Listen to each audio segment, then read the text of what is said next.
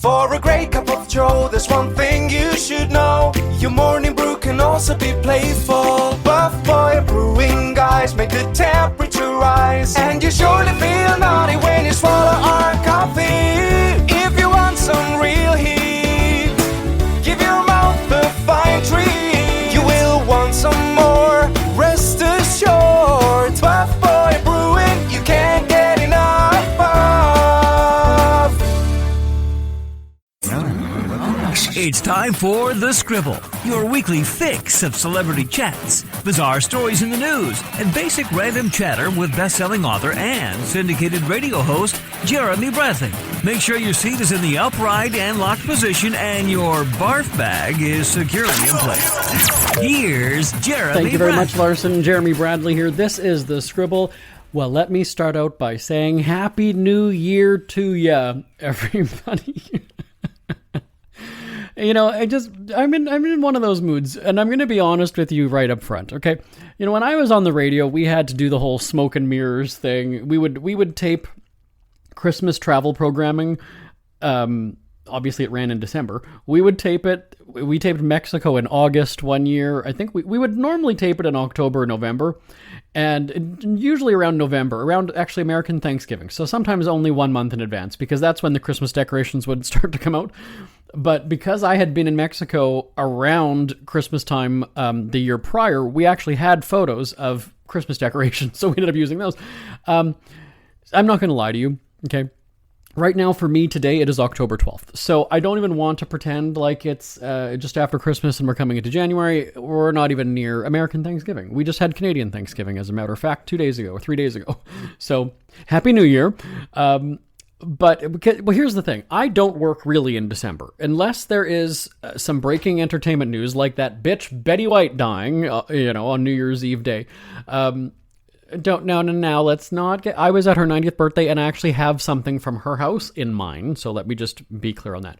Unless there's some sort of big celebrity entertainment breaking news, I don't work in December, and that's just something that I started doing years ago. When we were producing our radio shows, we kind of followed a TV production schedule where shows would kind of tape until Thanksgiving, American Thanksgiving, end of November, and then it's called dark. They were dark. They were just off. They had either pre-taped shows, they were in reruns or whatever it would be, and we would come back, the first or the second week of January, and that's just kind of what we always did. So when we had Christmas shows on the radio, on our Top 40, our country music show, we'd have all these different prize giveaways, and you have to remember too then that celebrities are also pre-taping stuff so that they can be off at Christmas. So it actually worked just fine for us.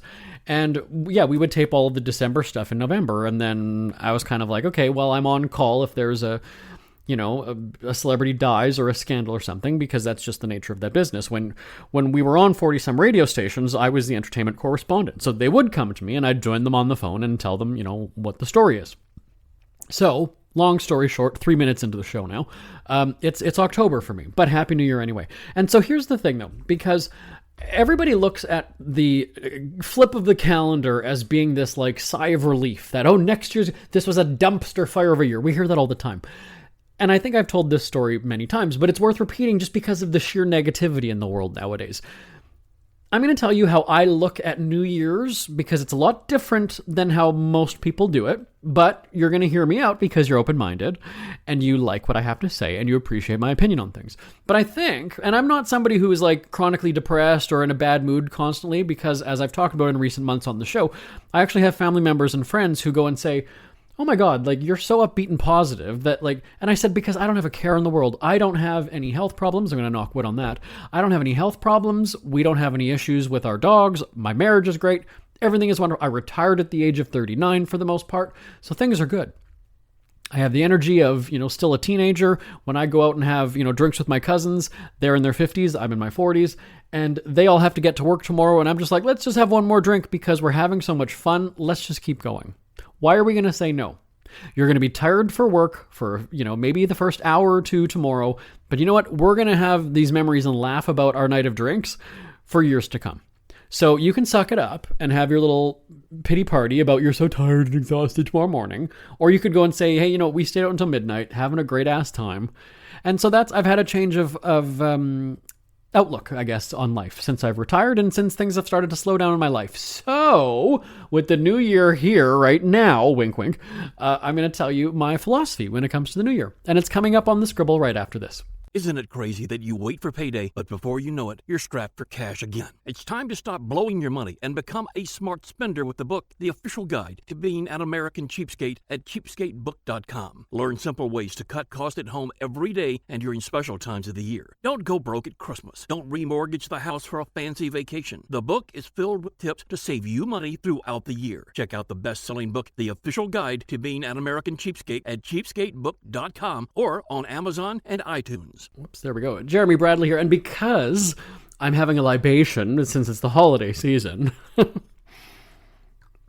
so see, we're doing a triple tape today. So we just did the October something podcast, then we did a November one, and now we're doing December. I've had this, like, is it Jose Cuervo?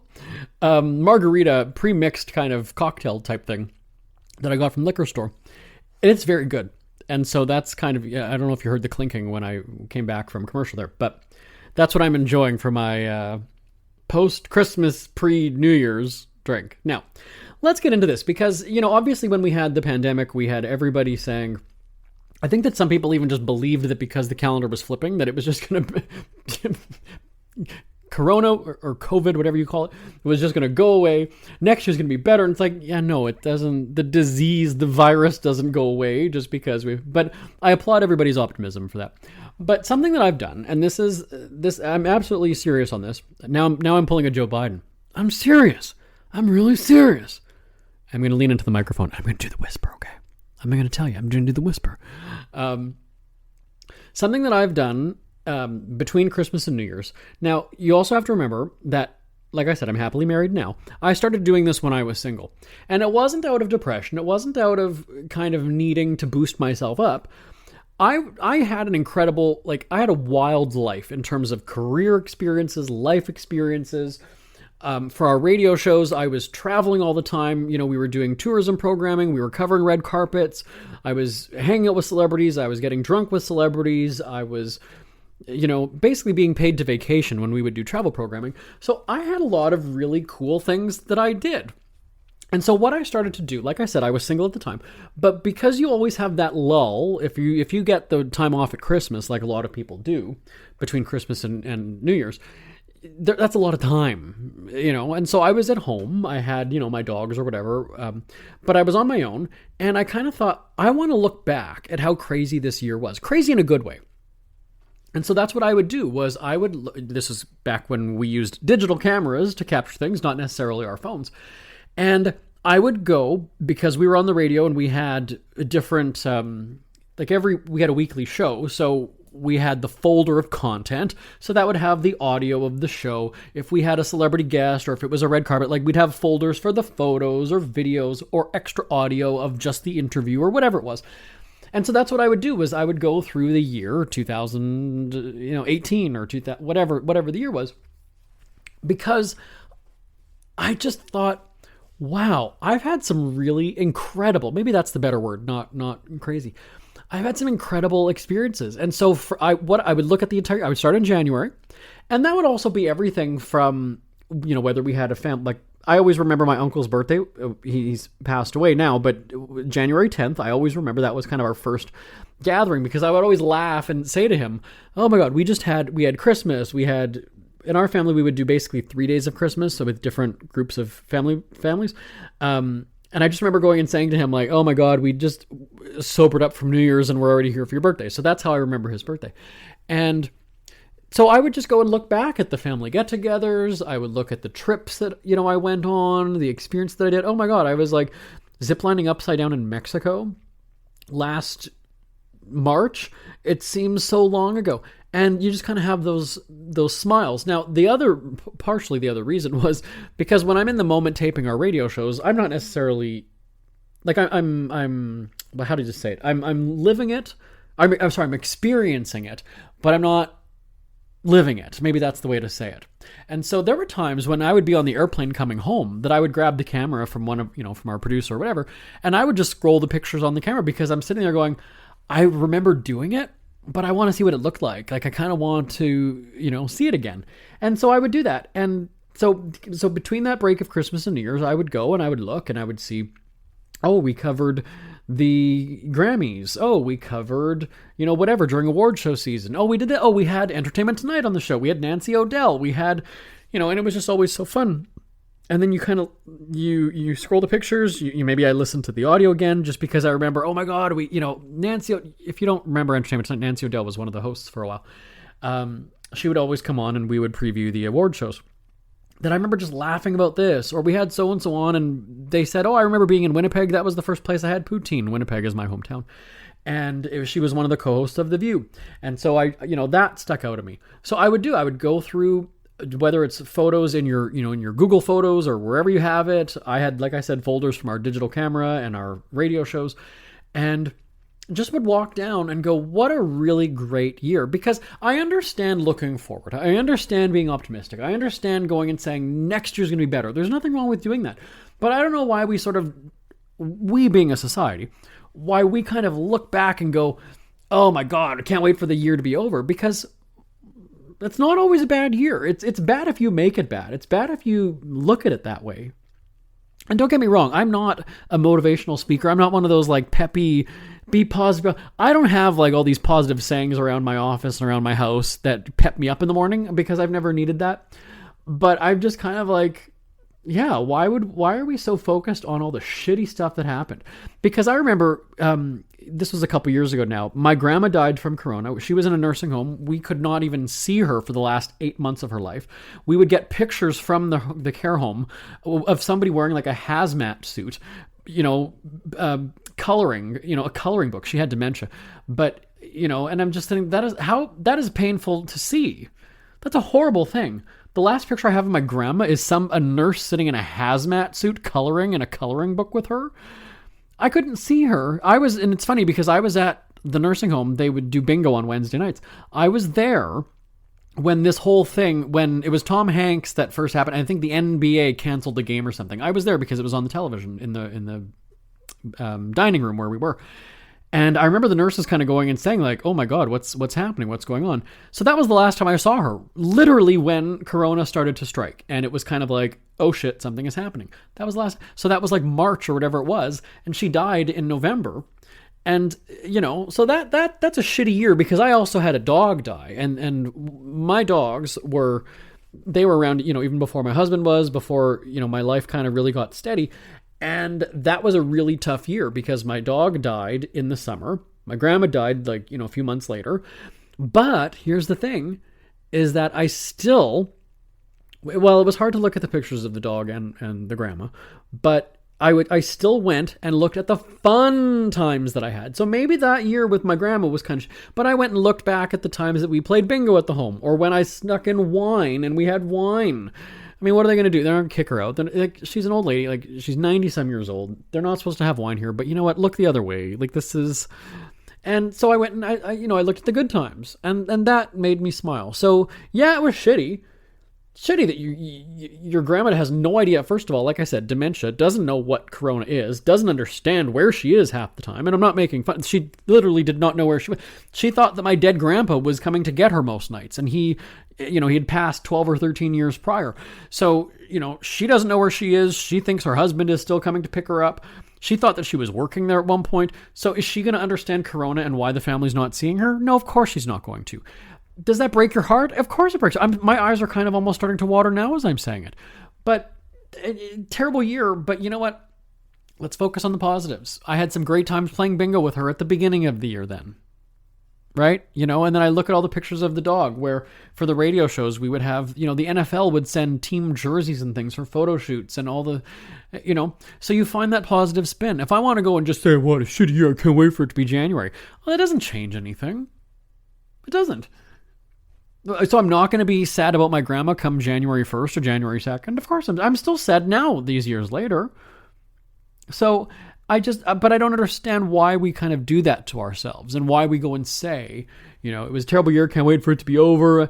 Because at the end of the day, if you don't have a positive disposition in the first place, then if that's how you feel the last 12, if you feel like you just pissed away the last 12 months, it was just a shitty year, then It's the same thing every year. I don't know many people who go and say, "Oh, that was a terrible." You're optimistic that next year is going to be better, but what are you going to be saying 12 months, come December 29th right now, and going and saying, "Well, it was a shit year." Well, no, excuse me. 12 months ago, you were optimistic and it was going to be wonderful. So what happened? It's what you make of it, ladies and gentlemen. Let me just say that, because, like I said, I'm not a motivational speaker. I'm not this like, "Oh, it's going to be a wonderful day." I don't talk that BS. That's not what I do. I'm saying, though, rather than going and saying it's a shitty year, and maybe it was. Maybe you did have deaths, you had corona, you had all this other shit going on. Find the positives. There had to be something good in the last 12 months. Nobody's life is that bad that the entire year was, as the saying is, a dumpster fire. No, that's not the case. If you dwell on that, then sure it was. But why would you want to do that to your own life? I say kind of the same thing about my parents. See, now I go and mention my parents and they're like, wrap it up. I'm going to tell the story, but we're going to take a break. I'll talk about my parents' negativity and how I don't think that helps their overall well-being. Coming up on the Scribble right after this.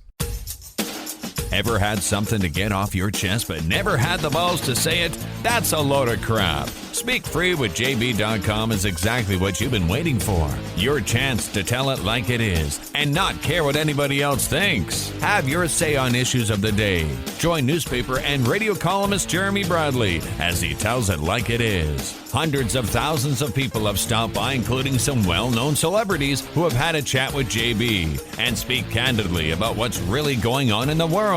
You can join them too. Have a rant or a rave. Be brave and head on over to www.speakfreewithjb.com now. Who are the Kardashians feuding with now? What did that little thug Justin Bieber do this time? Who's getting hitched? And who's headed for Splitsville? Hear the latest celebrity news and gossip every day on Entertainment Wrap-Up. The good, the bad, the ugly, but mostly the ridiculously hilarious. It's all recapped in this daily segment at entertainmentwrapup.com. Have a laugh at the expense of the rich and famous when they take themselves way too seriously. It's 3 minutes of time-wasting fun at entertainmentwrapup.com. Check out Entertainment Wrap-Up at entertainmentwrapup.com. Brought to you by Speak Free Books. JB here, back on the Scribble. I have to tell you, I was getting a little bit worked up there. You could tell in my voice, I was almost shouting at some points. That makes my dogs anxious. And so, of course, they were sleeping at the start of the segment. And then halfway through, they're both kind of like, he's worked up. We know what's going on. And then they're trying to, like, head on your lap kind of a thing to be like, we didn't do... Everything's fine. They're back laying down now. It's all good. Yeah, but just to continue on with the whole positivity thing, my parents are both retired. They have, their house is paid off. Their kids have, listen, you've got, and I did it. I hate when people do that. I hate when on these cable news shows or whatever, when people answer a question and they always say either look or listen. Look, I'm going to tell you. Listen, I'm going to tell you, I hate it, and I just did it. So I'm sorry, I apologize. I did it myself. Because I don't get why people do that. It's like you're telling me what to do. Oh, you're saying listen as though I wasn't. Oh, now I'm going to start listening because you said listen. I realize it's maybe just a crutch and something people say, and I don't normally do it because I hate it, and I just did it. So I apologize. Anyhow, my parents are both retired. My dad retired. It's more than 5 years. And my mom has been retired for, I think, she retired during Corona. She was at a school and she was like, I don't want to be around all these kids and Corona and, germs and whatever. So she bounced. That's how dedicated she was to her career, ladies and gentlemen. So yeah, my mom's been retired for a few years and my dad, at least 5. And this would be the time my dad just turned 70 this year. My mom is getting closer to 70. And their house is paid off. Their kids are grown. They've got grandkids that are, teenagers and starting to drive now. I'm very successful in my career, in my life. I, like I said, I retired basically at the age of 39. I just do this podcast for shits and giggles, for something to do. And my brothers, have stable jobs and careers. They're both in happy marriage. Well, they're both in marriages. They each have kids. They both have families. None of us have been arrested. None of us do drugs. None of us have any bad I've never even physically touched a cigarette. I'm not saying smoked a cigarette. I'm not saying even physically held one in my hand. Never. I've never even done it. Both my parents were smokers as when I was a kid, though. So they should be carefree, right? This is the time where I'm not saying they're going to go and travel the world and whatever. They are just such negative people. And when I was taking communications in school, that was when I kind of realized what my dad does. So, for instance, you come to him you're telling a story, you're telling him a positive story, something great, or you ask a question, or he'll point out and he'll go and say, well, why can't we da-da-da-da-da? Well, why can't you da-da-da-da-da? And just those words, right? Can't, they're negative words. Why don't you? Why can't you? And there were times when I would say to him, well, nobody said that you couldn't. And I don't think that he understood what I was saying. I'm pointing out that you're being negative just in the way that you're asking the question. That's a very negative way to phrase it. Can you da-da-da-da-da? Could you da-da-da-da-da? How about you da-da-da-da-da? But not why can't you? Why don't you? And so just when I was able to pinpoint that, because like I said, I was studying communications and I could, the way people word things and the way people say things, that stuck out to me from the very, beginning of once I noticed it. And then when I was cognizant of it, I was kind of like, okay, well, this is how he speaks. When you listen to the stories that he tells, there's always a negative tone about it. And it's the same thing with my mom. And I think that's also just a symptom of they're retired now and she's in the house with him all day and they're together almost 24/7, that sort of brushes off on her. And she's become sort of the same way, where she has those, negative attitudes and negative things. When she would come and walk the dogs with me on the nights when my husband doesn't, my mom maybe would call and say, do you want to walk the dogs? And I would go and say, like, yeah, okay, fine, whatever. It's somebody to talk to, or, I'm going anyway. So, she can tag along. I don't care. But after a while, it was emotionally draining because the entire time, like I said, she's already retired at this point. She would be commenting the entire time that we walk. So let's say that we walk for an hour. I already know, like, I could see her looking at something and know that she was just about to comment on those people's flowers or that person's front door or how ugly their fence is or that they need to cut their grass. Like I was already able to read her after, we would go maybe once a week. She would come. I don't know how often, but I almost, and I never really said it to her going and saying like, why does that bother you? Like, why is it a problem for you? You don't live in this neighborhood, first of all. So it's not like they're your neighbor. It's like, well, because if I was their neighbor, I would be reporting them for that grass. Oh, I would be. Well, then it's a good thing you don't live in my neighborhood because you'd be the bitch that nobody likes. I mean, that's, let's be honest. Mind your own fucking business. Worry about your property. It's not a grow up. There's not, unless there's illegal activity or your windows are getting smashed because of the gangsters next door. Who the fuck cares? Now, again, I realize that it's your neighborhood. It's it's the whole atmosphere, the whole ambiance, but like, you don't like their flowers. Okay. Look at the flowers, process it in your head, tell yourself you don't like it, move on. You don't need to comment to me. You don't have to draw attention. And like I said, I would see her looking in a certain direction, and I already knew, like, oh, it's the grass. Oh, she's gonna, or that car's paint job, or the color of that car, or whatever it is. She's gonna have a comment on it. And so when you'd get home after that 1 hour, I just remember feeling myself like I was in a negative mood. Like I was I was miserable. Like because you're around that, right? That's all I'm hearing. There's no happy conversations.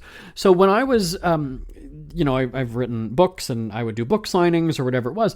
And she would say to me, like after book signing, I'd come home and, oh, do you want to walk the dogs? Yeah, okay, fine. So I would just kind of go and decompress on the walk.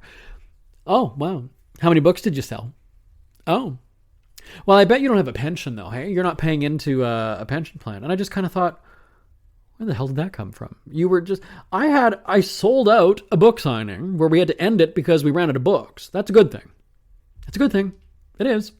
And then you're going to flip that around. And I don't want congratulations. I don't need that reassurance from people. I don't need her to go and say, way to go, Jack. I'm in my fucking 40s. I don't need a mother telling me, good job. Oh, I always knew you. No, I don't want that.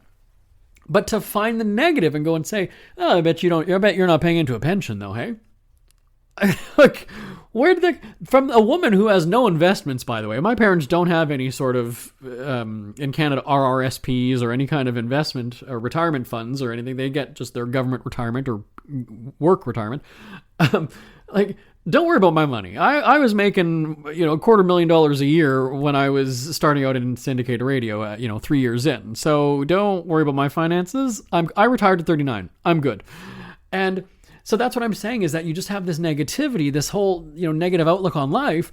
And when you're around that, like, there's a lot of speculation in our extended family when I talk with my cousins or whoever it is. And I just go and say, like, I think it's because she's around my dad all the time that she kind of has that miserable sort of attitude. And she wasn't always like that. So when other people who aren't around her very often are noticing it, then it is something, right? Because if you're around them all the time, you probably don't notice the gradual because you're around it all the time. But when people only see my mom or my parents every few months or at the holidays or whatever it is, oh, wow, yeah, he's kind of a grump now. He's kind of grouchy. Like, my dad would go back during the Trump days. I'd go over there, or we'd go over there, my husband, whoever, we'd go over, and my dad would have on CNN and would just start, like, bitching about Trump and saying all these things about Trump. And I'm sitting here going, Dad, you're Canadian. We're in Canada. I don't get why you're not enraged about Canadian politics. So why? But that's also just my dad doesn't know how to have conversation. He doesn't know how to kind of strike up that discussion, or he's just going to we got to go. I know, but there was another moment where I was at their house. I don't remember what we were doing, if it was Mother's Day or somebody's birthday or whatever, but I was at my parents' house. It was just me. My husband wasn't there. The dogs weren't there. And oh, no, we were doing something because my brothers were on the way. My dad kept going to the front window looking for where my brothers were, if they're going to have a spot to park, because they should have been here on time because I made sure that the car was there and they just had to move it for 5 o'clock. And they would get like, Dad, so if they have to walk up the street, who the fuck cares? It's not a big deal. So my dad would be standing and waiting in the window. My brothers are late, so he's bitching about that. And there was a guy riding his bike down the street. Now, it's winter in Canada, so there's snow everywhere. The streets are... But he had the big winter tires or whatever it was. But my dad is like, this asshole. Look at this. Look at this jerk. Riding a bike. Look at this bike. Okay, I understand if you're driving and the guy is holding you up and you almost hit him or he's swerving in front of you. Okay, fine, be grumpy. You're watching from inside a house somebody who's just riding a bike down the street, and that's pissed you off. I don't get why. Why does that infuriate you? What is the problem with that? One more quick story, and then I'm going to wrap it up. We went to a restaurant for my birthday, and it was like a burger and fries. I just had something, whatever, chicken burger and fries. And I'm sitting there, and, they're complaining about something, they're bitching about something, and my dad out of nowhere goes and says, "Are you going to eat that burger today?" Because I was eating all of the fries first. And I had to stop and go, I'm sorry, is that bothering you, the order in which I eat my food? That's really, I'm sorry. So the fact not only that you took notice of how I'm eating and when, but that you called me out for it, that it was bothering you that much. You were that observant. You were watching me that closely that you had to make a snarky comment about the way I'm eating my food as if I'm eating it incorrectly. Again, I ask you, like I said at the start of the segment, why would you want to go through life like that? Why does that bother you? But the big things in life, the big things, world events, people being murdered, war, cancer, all this other, he doesn't give two shits about that, but he cares that his son, his grown-ass son, is eating French fries before his chicken burger. I don't know. And so when I started to notice things like that, when I could pinpoint and go and say, you know what, he's actually really negative, that's where I said, I am not going to be that. I know my brothers who are married and have children are getting to be like my dad. I hear it in their voices. I can sense them. I refuse to be like that. And I've said that for many, many years. So that's my thoughts on keeping positive. Again, like I said, not a motivational speaker. I'm not telling you how to live your life. I'm not saying, oh, do this and the world will be wonderful. I'm just saying, why would you want to live in misery? I don't, so I don't. Back on the Scribble right after this. We hear you chirping. Get scribbling. Tweet up the Scribble at The Scribble Show. Join the discussion with Jeremy Bradley. It's all going down right now on Twitter at The Scribble Show and at thescribbleshow.com. JB here, back in our final remaining moments. So again, after all that ranting and telling you to be optimistic and positive, I really sincerely hope you had a great year. I hope you take my advice because, like I said, we got a couple more days until New Year's Eve. Just look back at the year that it was and see the good things in it. Go month by month. I'm sure if you've got kids, you've taken a zillion photos of them this year. Look back, celebrate the year that it was, and use that as your springboard into an even better new year. That's my way of thinking. My name is Jeremy Bradley. This is The Scribble. Happy New Year. Talk to you next time. Bye-bye for now. Want more Scribble? Check out thescribbleshow.com for past shows, celebrity interviews, cheapskate tips, and more. That's at thescribbleshow.com and on Twitter at The Scribble Show. The Scribble is a speak-free media presentation. If you want some